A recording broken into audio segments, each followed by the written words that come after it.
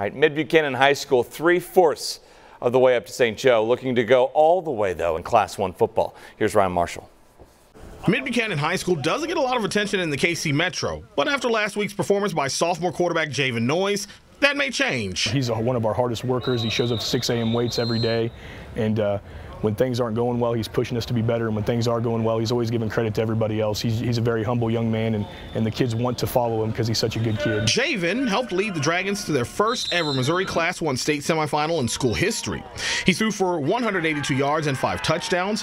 He rushed for 166 yards and 1 score. Quite a turnaround from last season. We didn't want to be 1-9 again. That wasn't very fun. So we definitely stepped it up in the offseason and got after it, and we were like, we're not going to be 1-9 again. We want to prove that we're not that 1-9 team this year, and I think we did. Not only is he a great quarterback, his teammates respect him too. He's a dude. He really does it all. You know, like if he wanted to teach a class, our teachers would probably let him teach a class.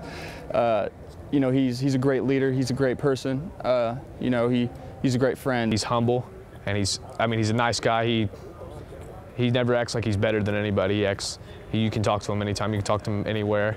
He goes and hangs out with us. So Javan, you're the Hy-Vee 41 5-star athlete of the week. I can't put it all on myself. It's got put on my teammates too.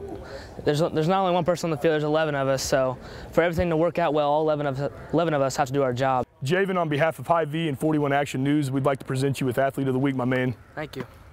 All right, let's hear it.